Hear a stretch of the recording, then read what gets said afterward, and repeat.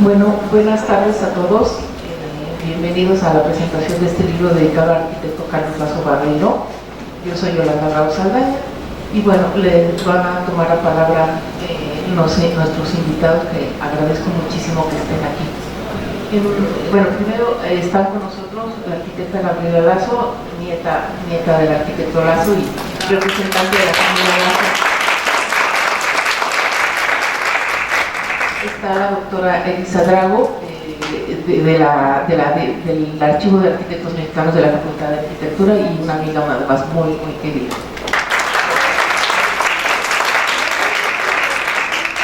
La doctora Mónica Cejudo, directora de la Escuela de la Facultad de Arquitectura,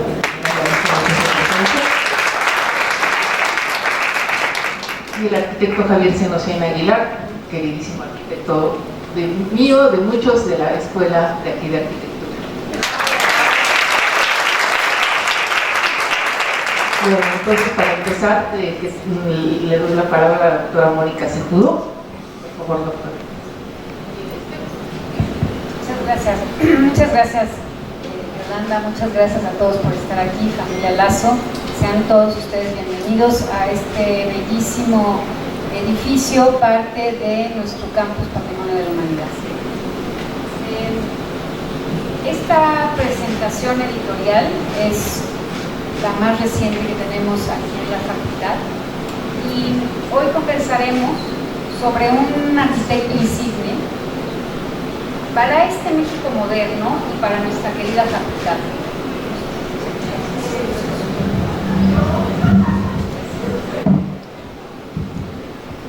El arquitecto Carlos Lazo Barreiro nació en 1914 y estudió en la Escuela Nacional de Arquitectura entre 1933 y 1938. Lo reconocemos y distinguimos por su encargo como gerente general de la ciudad universitaria y como secretario de Comunicaciones y Obras Públicas.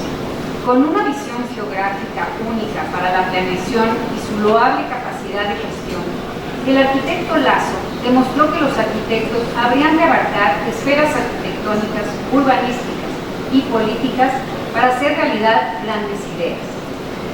Toda historia que da vida a una trayectoria se debe a un narrador o narradora. En este caso, a partir de una tesis doctoral que se volvió vocación para desentrañar archivos, testimonios, planos y documentos sobre Carlos Lazo, y que esta investigación estuvo a cargo de la doctora Yolanda Rao Saldaña, se trazan dos vertientes, una vinculada a la planificación técnica y otra sustentada en un planteamiento filosófico religioso de carácter personal. En uno de los ensayos iniciales, Javier Senociano lo define como un materializador de proyectos, coincidiendo con la autora, quien lo describe como un visionario que no se quedaba en la teoría, sino que materializaba los proyectos de gran envergadura en forma y tiempos. Coetáneo y amigo cercano del doctor Apple, Carlos Obregón Santacilia, y ferviente lector de Julio Verne, Carlos Lazo imbricaba proyectos de planos reguladores y escalas disímiles como el Centro Spock o sus cuevas civilizadas, demostrando su gran habilidad para avanzar y negociar. Digno representante del México moderno con carácter e identidad, orgulloso de sus raíces y siempre en busca de emplear herramientas desde la arquitectura para forjar cambios sociales. Este libro riguroso en fuentes documentales y memoria oral, a través de testimonios de quienes lo conocieron y fueron cercanos al arquitecto, coincide con el 70 aniversario de su aniversario luctuoso en 1955, cuando apenas tenía 41 años de edad. Carlos Lazo consideraba que un arquitecto es el que hace arquitectura de y para su tiempo. La arquitectura no es una torre de marfil aislada. El profesional vive del conjunto y este lo afecta. Tiene trascendencia humana y proyecta su influencia dentro de un ámbito regional y nacional. Estas eran palabras de Carlos Lazo. Hoy refrendamos el compromiso de la Facultad de Arquitectura por investigar y recuperar la memoria de los arquitectos mexicanos de la modernidad y nos congratulamos por sumar un libro más a esta colección. Muchas felicidades a la doctora Yolanda Bravo y gracias a todos ustedes por acompañarnos el día de hoy.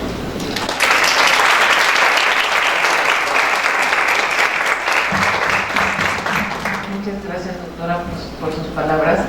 Qué bueno que retoma el tema de que el mismo título del libro dice que es arquitecto, planificador político, ¿sí? Y finalmente él consideraba que la política no se podía, la planificación no se podía ejercer si no se hacía política. Gracias. A continuación le paso el micrófono, y literal, le paso el micrófono a la doctora Elisa Drago, por favor.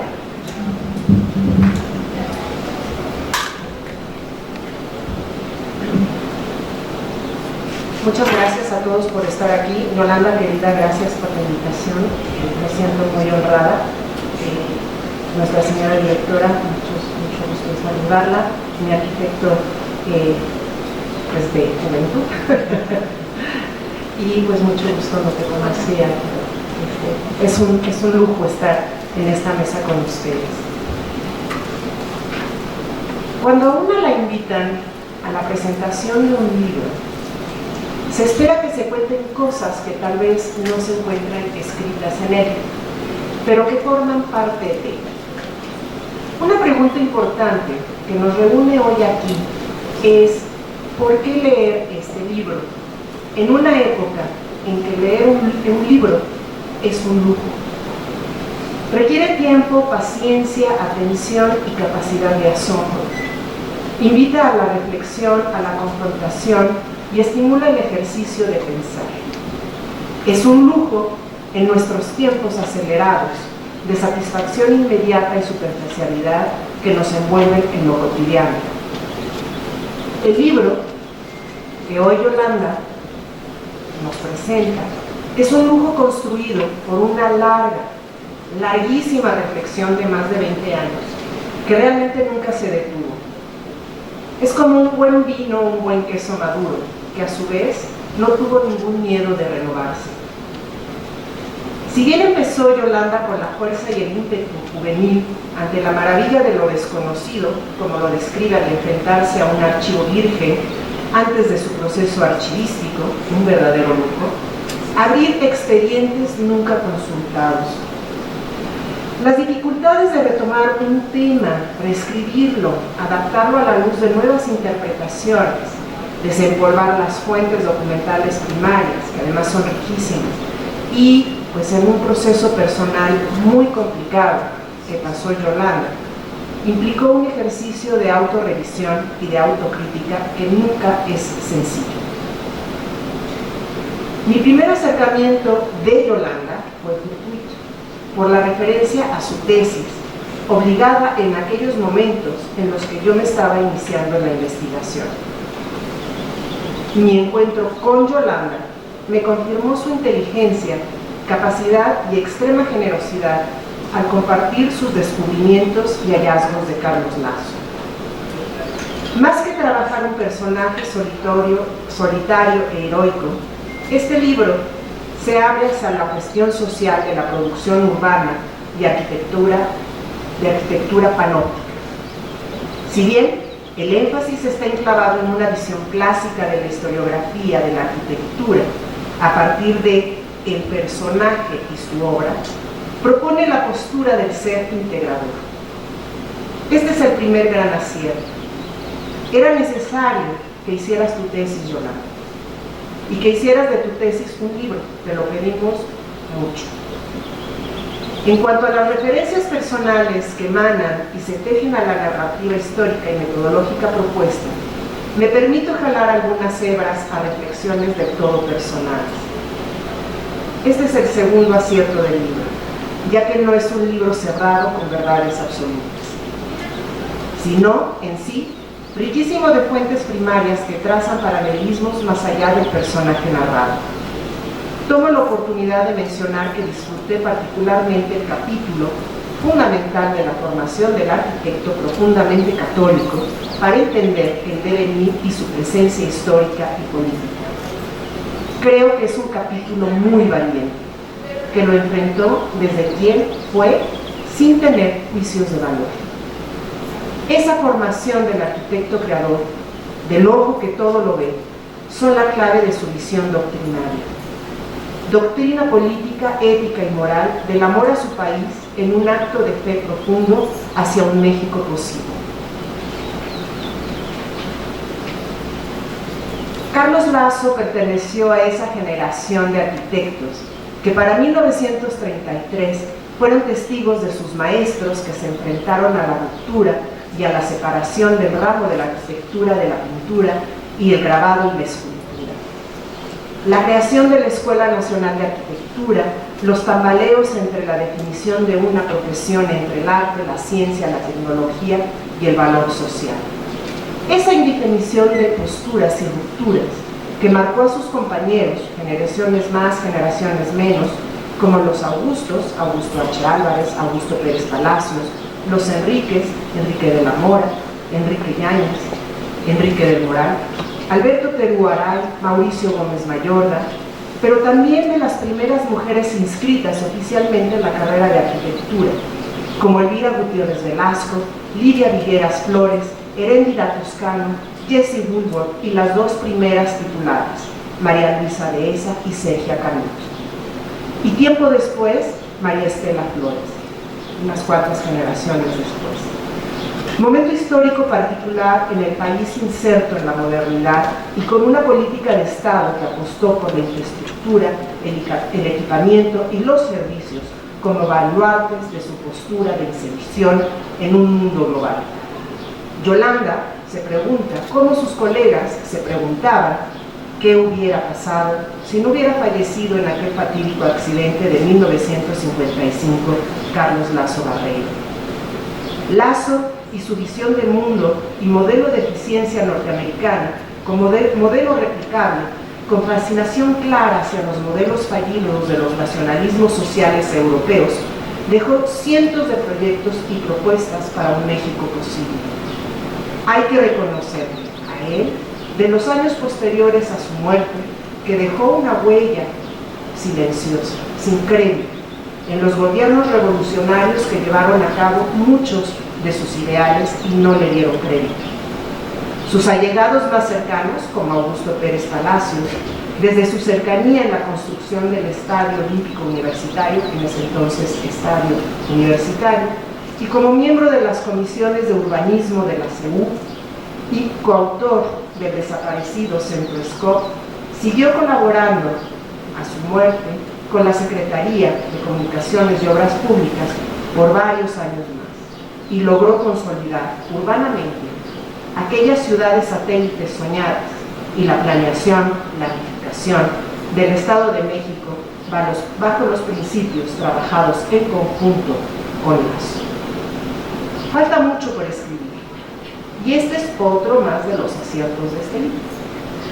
Los múltiples miradas que se desprenden desde la selección de temas hacen contraste, ya que Yolanda lo presenta con toda su frágil humanidad. La búsqueda del equilibrio es una narrativa histórica, y este es el gran lujo que Yolanda hoy nos regala generosamente, y que yo agradezco y vaticino el principio de muchas investigaciones futuras. Muchas gracias.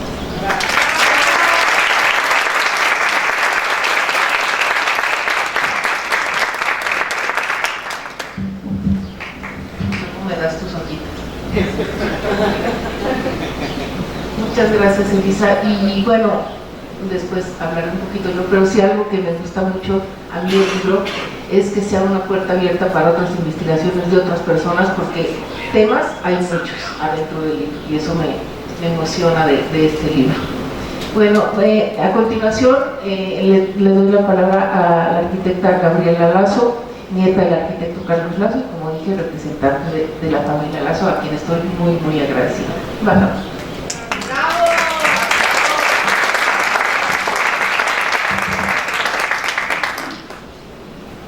Carlos Lazo Barreiro, mi abuelo, arquitecto, planificador, político y apasionado por su México. Era un hombre al que sus contemporáneos lo denominaban un dinamo humano, un avanzado. por sus agudos planeamientos teóricos en torno a la planificación integral.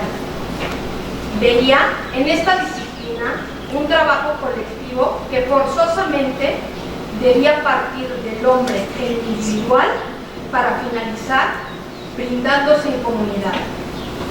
Estimados todas y todos, con gran emoción y gratitud me dirijo a ustedes este día para expresar el motivo de mi participación en este evento. Es para comunicar mi más sincero agradecimiento por esta tan magnífica y completa investigación. Su investigación en este libro ha sido fundamental para conocer el trabajo a fondo que el arquitecto Carlos Lazo, mi abuelo, hizo en su vida y a los desafíos a los que se enfrentó Lazo porque amaba a México y les hizo frente. Quiero destacar su generosidad y empatía hacia la maestra Yolanda Bravo, que la hacen destacar como investigadora, que hacen disfrutar las obras, planteamientos teóricos, todo en torno a una planeación integral que hizo Lazo al abordarlos. Querida Yolanda, felicidades, lo lograste. Poder comunicarnos por medio de tu trabajo el pensamiento y obra de Lazo. Por desgracia, la vida no me permitió conocer a mi abuelo en persona, pero por pláticas con mi abuela Yolanda Margain Lizo y mi papá, Leonardo Lazo Margain, era un hombre que amaba México, y este libro nos acerca más a él y a su pensamiento. Nos alienta a ver con otros ojos y pensar y actuar en México, en tener un México mejor, a considerar que cada una de las obras que se lleven a cabo estén enfocadas al beneficio público, a construir un México como Lazo lo veía, que al planificar se alcanzaba la suma cósmica, una síntesis vital del pensamiento humano y de nuestro tiempo, destino del hombre. La relación de Yolanda Bravo con la familia Lazo se la debemos a mi tío Alejandro Lazo Margain, y continuó con mi prima Amanda Lazo Porte y con nosotros. Ahora Yolanda Bravo es una experta en el tema de Carlos Lazo. Es un libro que nos enseña pensamientos, principios, valores, diserciones, ejemplos de vida para futuras generaciones. Es un libro que no tiene caducidad. Es un libro que al leerlo me siento muy orgullosa por ser nieta de Carlos Lazo y mexicana. Carlos Lazo era brillante. Cada página que leo del libro me apasiona y descubro cosas que no conocía de Lazo. La familia Lazo Margain, o el legado de Lazo, estamos y estaremos por siempre agradecidos por este libro. En este trabajo podemos ver perfectamente el pensamiento de Lazo. Para Lazo, planificar significa hacer una investigación sistemática de aquellos problemas colectivos, ya fueran locales, regionales, nacionales o mundiales, que exigen distribuciones y planeación como instrumento de soluciones para problemas sociales de México. Planificar de acuerdo a una función vital, no política. Ninguna planificación integral o parcial puede ser improvisada. Este libro cuenta con excelentes citas y pensamientos. Ha dejado una gran huella en mí y estoy segura de que en esta generación y futuras generaciones dejará un gran conocimiento de quién es Carlos Lazo, mi abuelo. A través de este libro podemos conocer pensamiento y trabajo de Carlos Lazo, descifrándolo e interpretándolo con el contexto mundial en el que él vivía y las diferentes corrientes de pensamiento que lo rodeaban, siendo así una lectura reflexiva y analítica. Este libro debe de impulsar a futuras generaciones a construir nuevas propuestas que contemplen soluciones, ideas innovadoras, nuevas formas de ver el mundo. Termino con dos frases que mi abuelo siempre portaba como bandera. Nosotros somos la acción, México es la obra. Por mi raza hablaré el espíritu. Abusando de su generosidad, les dejo con mi hermano, el doctor Carlos Lazo, para que les diga unas palabras. Gracias.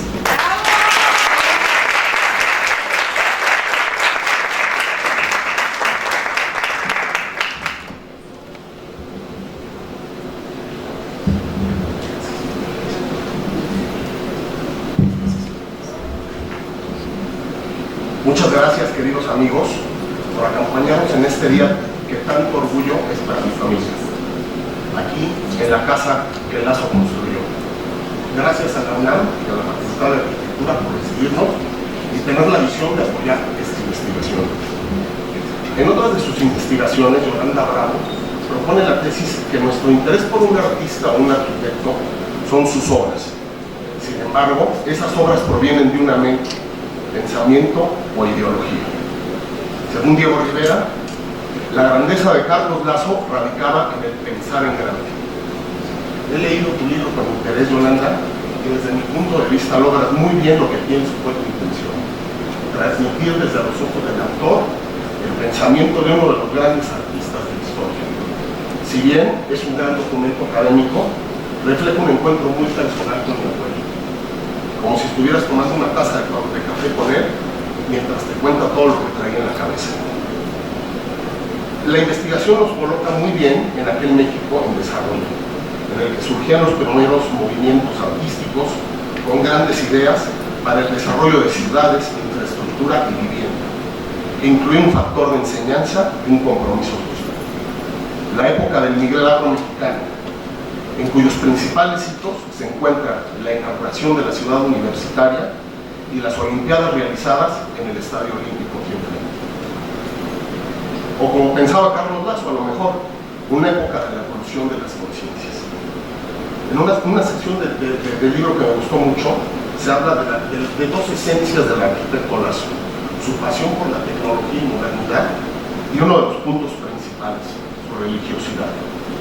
Se platica de manera muy detallada la importancia de la suma cósmica, cómo interactúa la evolución de las evoluciones con la esfera de la conciencia y cómo el centro de ella es Dios como motor de todos. También una de las partes más interesantes del libro es el capítulo acerca de la ciudad universitaria, recinto del cual debía de salir una clara e integral visión del Plan de México. Existen dos partes muy importantes desde mi punto de vista de esta sección: la gran investigación realizada para platicar la historia detrás del proyecto y la manera en que se transmiten los esfuerzos para la realización de la obra. Me gusta mucho la manera elegante con la que expones los diferentes héroes involucrados y la manera en que fueron resueltos por mi abuelo. Se entiende muy bien por qué se estaba poniendo una piedra más en la fervorosa construcción de nuestro México.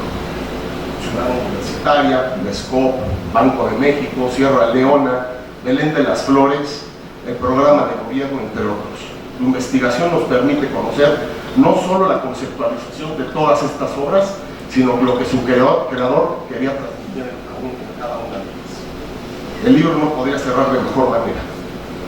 ¿Qué hubiera pasado si ese 5 de noviembre no hubiera ocurrido? Mis hijas constantemente me preguntan qué hubiera sido de nosotros si mi abuelo hubiera sido presidente.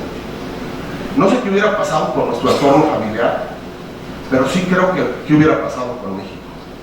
Tendríamos un México diferente, en constante transformación, considerando al mundo como una entidad total. Un país en el cual el destino del mexicano estaría regido por una suba cósmica, en el que realmente se hace historia cuando las líneas del destino se anticipan la proyección de la siguiente etapa, en el que si aspiramos a construir un México, la tarea inmediata y urgente es construir al mexicano. Un país en el que se integra en la tarea común la labor, el pensamiento y la aspiración de cada uno. Sería un México en el cual todos saldríamos diariamente a la escuela, al trabajo y a las actividades diarias comprometidos a hacer universidad en el más amplio sentido. Ese sería el México de Carlos Lazo. Muchas gracias, Yolanda, por dedicar tu vida, pasión y arte al maestro. Al inicio de la obra, te preguntas si Carlos Lazo estaría agradecido. No únicamente que esté agradecido, sino también orgulloso. Pero también con quien debe estar muy agradecido es con mi papá, Leonardo Lazo.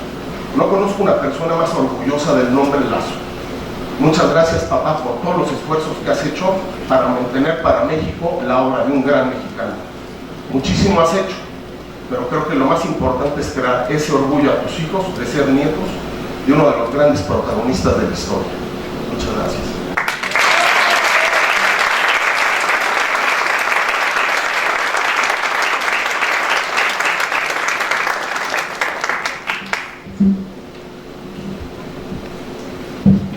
Muchas gracias a Gabriela y a Carlos por estas hermosas palabras. Y bueno, nada más comentar en el tema de la religión, que es un capítulo muy especial del libro.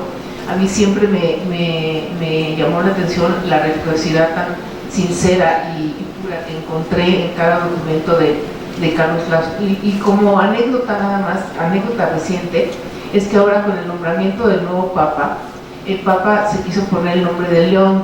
León es un Papa que León XIII, este es León XIV, León XIII fue un Papa que movió mucho una encíclica que fue la Rerum Novarum. Y a mí me tocó, cuando estaba investigando lo de Lazo, me tocó ver detalles de Carlos Lazo donde estaba reflejada la Rerum Novarum. Entonces estamos viendo como en un Papa reciente de hace 2 semanas o 3 que está nombrado, y que el mismo Papa ya mencionó que quiere trabajar mucho el tema de la Rerum Novarum, sin duda una encíclica que sigue estando más vigente que nunca después de décadas de haber sido creada. Pues resulta que Carlos Lazo, a través de los filósofos que leía, como Teilhard de Chardin, como Le Comte Nuit, de donde salió todo el tema de la suma cósmica, pues estaba ahí la Rerum Novarum metida, ¿no? en algo, como digo, que ahorita sigue estando presente. Eso me llama mucho la atención de la vigencia de la religiosidad de Carlos Lazo ante una encíclica tan importante como fue la Rerum Novarum. Bueno, pues a continuación le cedo la palabra al arquitecto Javier Senocén, aunque yo siempre he dicho que lo conozco por Carlos Lazo, porque gracias a mi acercamiento con Carlos Lazo fue que conocí a Javier Senocén hace muchos años.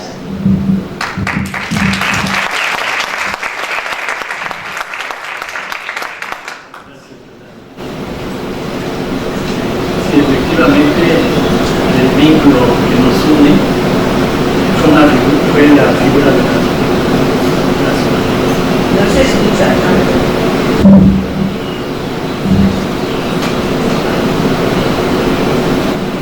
Recuerdo que un día Yolanda me habló por teléfono que quería platicar conmigo sobre la casa de Sierra Leona, que Lazo construyó, porque sí, le intrigó que yo vivía en una casa semienterrada, tipo pueblo.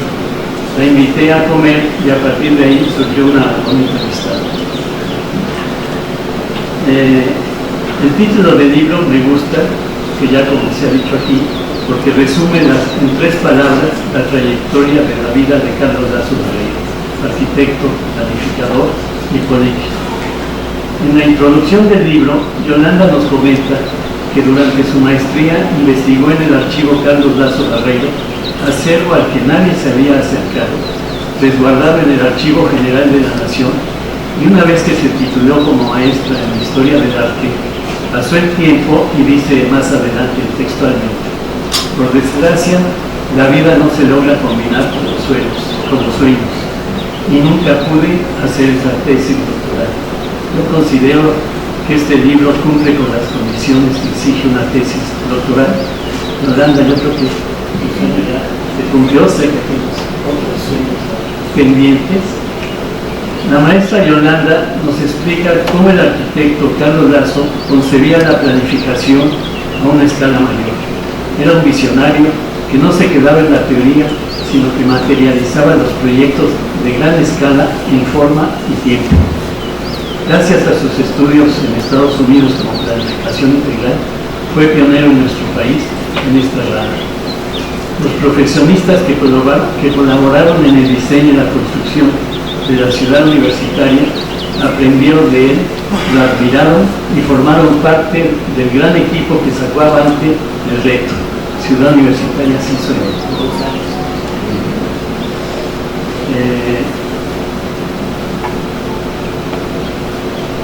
Con el tiempo, algunos jóvenes se destacaron como planeadores en diferentes profesiones.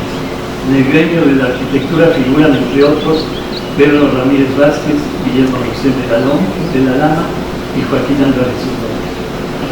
En cuanto a la arquitectura que desarrolló Carlos Lazo en Ciudad Universitaria, Yolanda nos narra cómo impulsó el movimiento mexicano de las artes plásticas, al promover la construcción de edificios con un sello funcional inspirado en nuestras raíces culturales, que vienen de la plástica mexicana y que se caracterizan por la volumetría pesada y el color. Esto lo vemos en las montañas, la Sierra Madre Oriental, la Sierra Madre Occidental, que de alguna manera los indígenas plasmaron toda esa volumetría en sus pirámides y en su escultura. Más adelante, cuando vienen los españoles, en la época de la colonia, construyen haciendas y conventos también con una volumetría pesada y con vanos pequeños. Y ya en la arquitectura contemporánea, en Ciudad Universitaria, vemos como arquitectos como Lazo o Gordon Alay tomaban en cuenta nuestras raíces y de alguna manera actualmente, lamentablemente, no, en nuestras generaciones no todos estamos siguiendo esa ideología. Desde mediados de los años 40 hasta su fallecimiento, Lazo se dedicó también a proyectar lo que llamó cuevas civilizadas, es decir, distintas viviendas enterradas. En un escrito de Diego Rivera titulado La arquitectura cósmico-atómica de Carlos Lazo Jr., publicado en la revista Arquitectura y demás, afirma, Diego Rivera comenta: insatisfecho, inquieto, hastiado de una arquitectura hija de la dominante e insaciable voracidad de los inversionistas, Carlos Lazo Jr. mexicano gritó contra la arquitectura, gritó contra la geometría y contra Le Corbusier, arrojó el compás, rompió la regla T, huyó y buscó y encontró la caverna. Lazo diseñó la arquitectura de las cuevas civilizadas en los barrios pobres, junto al mar, en los acantilados, en las barracas, para que la gente viva más, sientan más, piensen y gocen más. Fin de la cita de Diego. En la casa de Sierra Leona 374, en las lomas de Chapultepec, terminada en 1948, o sea, hace 77 años, Lazo quiso mostrar los aspectos que le preocupaban en la vida. La deshumanización y el miedo emanados de la Segunda Guerra Mundial, así como la necesidad de regresar a un origen primigenio. La planta arquitectónica es como la figura de una llanta acostada con tierra encima y pasto. La casa emerge del suelo sin desprenderse de la tierra, manteniendo una temperatura estable. La tierra es un magnífico aislante térmico y acústico. Voy a destacar algunas de las ventajas que se viven dentro de una cueva civilizada. En Mexicali es un clima extremoso, en verano tiene 40 grados de temperatura, en invierno 0 grados aproximadamente, y hubo un investigador, Vilchis, que colocó un termómetro a 3 metros bajo tierra, tomó temperaturas por medio de una computadora cada hora durante un año, y se dio cuenta que la temperatura que monitoreó era 20 grados centígrados, o sea, el promedio entre los 40 grados centígrados en verano y los 0 grados en invierno. Por otro lado, sobre las cuevas civilizadas, la idea fue poner pasto y arbusto. El pasto y los arbustos, al evapotranspirar, producen oxígeno, y el oxígeno rechaza la contaminación y se crea un microclima. De alguna manera la vegetación filtra el polvo y filtra el dióxido de carbono, y se tienen temperaturas entre 19 y 21 grados centígrados en en el interior.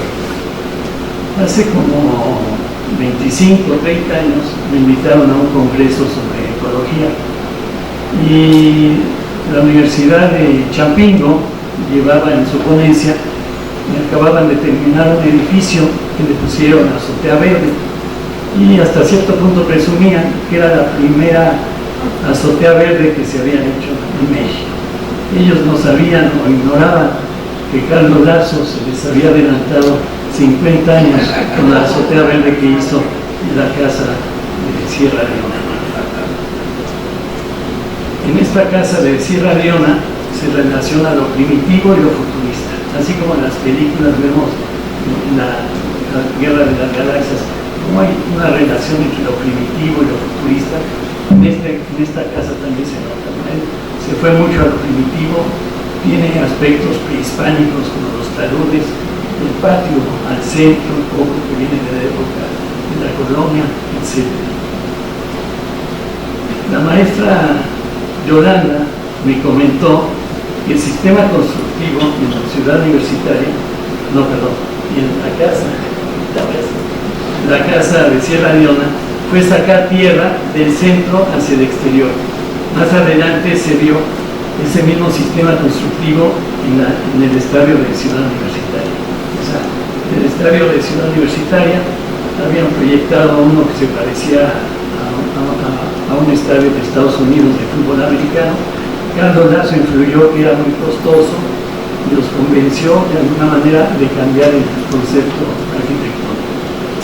En el estadio de Cebo sacaron piedra, le hicieron a un lado, empezaron a sacar la tierra al centro y conformaron un montículo con una inclinación cercana como cuando un camión de arena la suelta y tiene esa pendiente aproximada de 60 grados. Y bueno, se inspiró ese estadio supuestamente en la casa de Sierra Leona. Más adelante se vio el mismo sistema constructivo en el estadio de Ciudad Universitaria, que desde mi punto de vista, el diseñador intelectual del concepto del estadio fue Carlos Lazo. Se habla de que se fue con Palacios, Sabina, Rubio, y en la cafetería les hizo de repente el raso del infinito y les dijo: este es el concepto. Yolanda también me comentó que a Carlos Lazo un grupo de arquitectos le decían el gato, porque los gatos entierran sus porquerías. Yo me he puesto a pensar con el tiempo que si en la Ciudad de México o en otras ciudades hubiéramos enterrado todas las porquerías que hemos hecho, quizás viviríamos sobre jardines o sobre áreas verdes. El patio interior de la casa queda cubierto por una cúpula de cristal y el piso es de piedra volcánica. La planta arquitectónica de la residencia remite al útero, en un intento por entrar en contacto con la naturaleza, con lo verde, con el sol, el aire, el agua, con un patio mexicano que él denominaba evolucionado. Al centro del patio brota un canal de agua que evoca el líquido amniótico. De esta manera, el arquitecto buscó huir de la ciudad en la ciudad y crear un refugio contra el caos que imperaba en el mundo de esa época. Considero que con este libro se hará justicia a la labor de Carlos Lazo Barreiro al demostrar su quehacer político, el haber sido planeador y un gran diseñador de proyectos arquitectónicos. Se aleja considerablemente de la manera en la que los políticos de nuestro país han trabajado en los últimos años, de modo que logra revalorar la proyección a largo plazo de un visionario como él. Para terminar, propongo a los lectores interesados que se tomen el tiempo para reflexionar en torno a la vida de este gran personaje, así como para responder, como ya se ha comentado antes, a la pregunta con la que cierra su libro la maestra Yolanda Bravo Saldaña: ¿qué hubiera sido de México si ese 5 de noviembre de 1955 Carlos Lazo no hubiera fallecido a los 41 años? Gracias.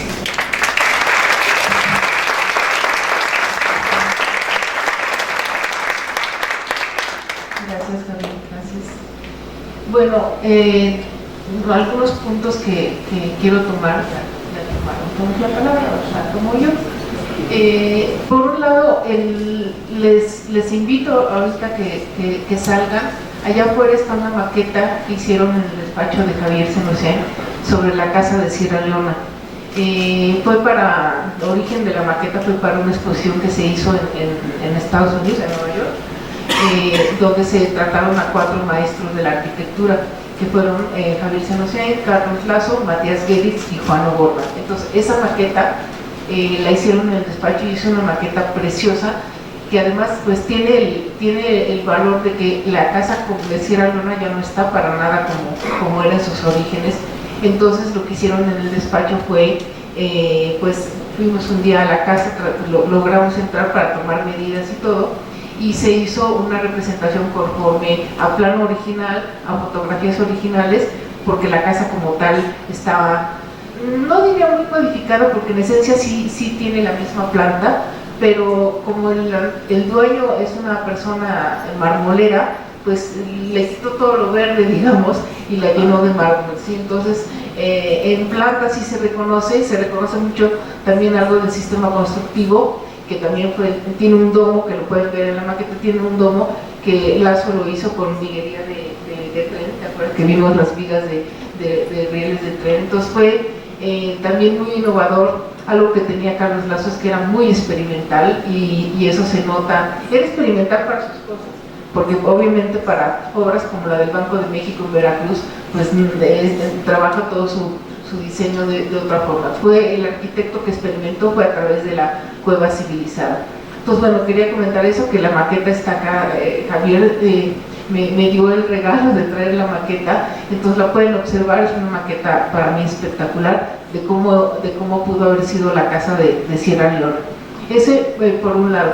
Y por otro lado, pues bueno, reiterar lo que han dicho, que sí, pues yo llevo muchos años metida en el tema de Carlos Lazo, es un tema que me apasiona muchísimo, y que además en su momento, yo espero que ahorita ya imagino que el archivo de Carlos Lazo, que está en el Archivo General de la Nación, sea un archivo que esté consultado, porque es una fuente de información no solo para Carlos Lazo, una fuente de información para muchísimas cosas, para planificación, para construcción de ciudad universitaria, para el tema del SCOP, para muchas cosas. El archivo Carlos Lazo es valiosísimo.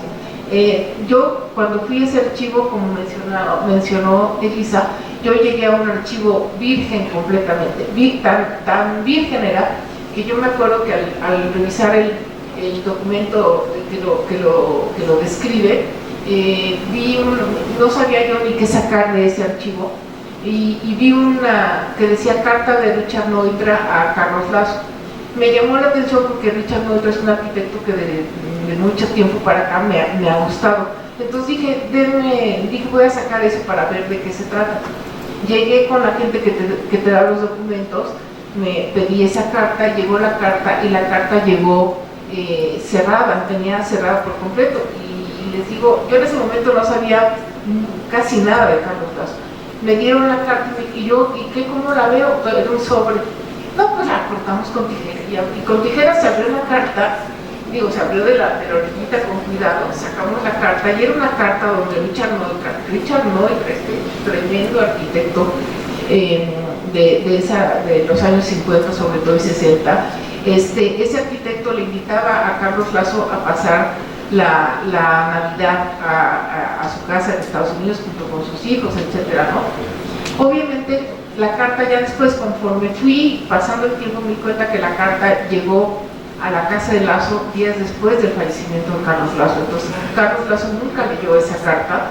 Entonces eso a mí me causó un impacto, darme cuenta que ese documento que le había escrito Richard Neutra a Carlos Lazo lo estaba yo leyendo, y ahí fue donde dije, aquí hay un archivo que es una veta de oro impresionante. Y bueno, dicho y hecho, documento que se acaba, documento que me quedaba yo con el ojo cuadrado de las maravillas que había. Entonces, pues una de las cosas que también me gustaría que este libro, además de que sea fuente para otras investigaciones, a mí me gustaría que también fuera fuente para acercarse a un archivo como el archivo Carlos Lazo en el Archivo General de la Nación, que repito, es una joya, También otro archivo consultado y que ilustra mucho el libro es el archivo Saúl Molina Carlos Lazo, que está en el Archivo Histórico de la UNAM, que era el fotógrafo, digamos que oficial de Carlos Lazo, y que tiene un material fotográfico, miles de fotografías verdaderamente espectaculares. Entonces, pues también invito a que esos archivos, porque finalmente los archivos sirven para guardar cosas, pero también sirven para consultarlas. Entonces, a veces en la página que yo tengo de Carlos Lazo en Facebook, me dicen, ¿esta foto de dónde salió? De ese archivo valiosísimo. Entonces, los invito también a que se acerquen a esos archivos y conozcan de viva mano, de primera fuente, el documento, la fotografía, el plano, ¿no? Y bueno, pues nada más para terminar, quiero agradecerles a todos que estén presentes y agradecer en particular a la mesa. Gracias por estar presente, gracias por apoyarme en todo este tiempo, además de labor con Carlos Lazo. A la familia Lazo agradezco. Le quiero también agradecer en particular que está aquí presente el doctor Juan Ignacio del Cueto, porque me vino también a decir, vamos a trabajar a Lazo, ¿no? Ya en un momento además difícil de mi vida vino a llegar este libro. Entonces a mí me da una emoción enorme que se haya podido consolidar algo que llevaba muchos años de quererse consolidar y que por acaso mangas no se daba. Entonces le agradezco al doctor Juan Ignacio del Cueto. Y bueno, no terminaría de agradecer a toda la gente que me ayudó a sacar esta información que yo tenía del Archivo General de la Nación y de los demás archivos, y que también, digo, tuve la fortuna todavía de poder hablar con el arquitecto Álvarez Ordóñez, de hablar con el arquitecto Rosén de la Lama, los que se consideran, con don Pedro Ramírez Vázquez tuve varias reuniones, con el arquitecto Augusto Pérez Palacios. Todos, apenas yo les llegaba y decía el nombre de Carlos Lazo y me abría sus archivos de una manera impresionante. O sea, yo traía una carta de presentación invaluable con solo decir, vengo trabajando a Carlos Lazo. Entonces, pues agradezco a toda esa gente que, bueno, algunos ya no están con nosotros, pero agradezco la confianza que me tuvieron para sacar las cosas de la familia Lazo, como mencionó Gaby, a su tío Alejandro, que cuando vio la investigación que estaba haciendo, pues también me mostró documentos que no estaban en el archivo general y que pude consultar. Entonces, vamos, este libro está hecho de agradecimientos a la gente que me apoyó, a que yo siempre dije, este libro tiene que salir porque tiene que salir, y que finalmente pues salió como tal. Entonces, pues muchas gracias y muchas gracias a todos. El libro está allá afuera a la venta y está la maqueta de la Casa de Sierra Leona, que les invito a conocer. Como bien señala Javier, uno ve la maqueta y cuando ustedes la vean piensen que estamos hablando de 1948, ¿sí? Estamos hablando de algo muy lejano, y que finalmente en el tema de techos verdes la gente también como comentó la anécdota, se han querido decir, yo hice el primer techo verde, y ahí tenemos en los años 40 con una inspiración de Frank Lloyd Wright, tenemos a estos maestros visionarios que están viendo en la arquitectura verde, que de manera arquitectura verde están viendo una solución a los grandes problemas del hombre. Y bueno, pues es todo. Muchas gracias por estar presentes y pues démonos un aplauso colectivo.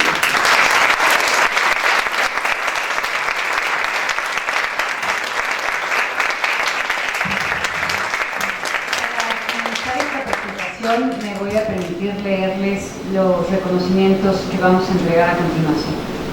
Dice así: Universidad Nacional Autónoma de México, a través de la Facultad de Arquitectura, otorga el presente reconocimiento a Gabriela Lazo Martínez por su participación en la presentación del libro Carlos Lazo Barreiro, arquitecto, planificador, político, de la colección Arquitectos Mexicanos.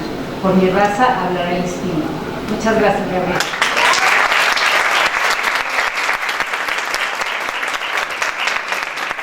A la doctora Elisa Drago Cuaglia. Gracias, doctora.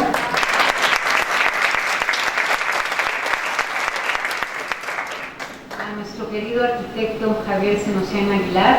Gracias, Javier. Y por supuesto a la autora de este magnífico libro, Yolanda Bravo Saldaña. Gracias.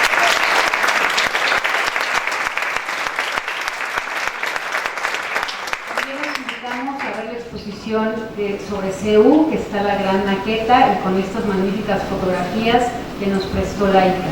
Muchas gracias a todos por su asistencia.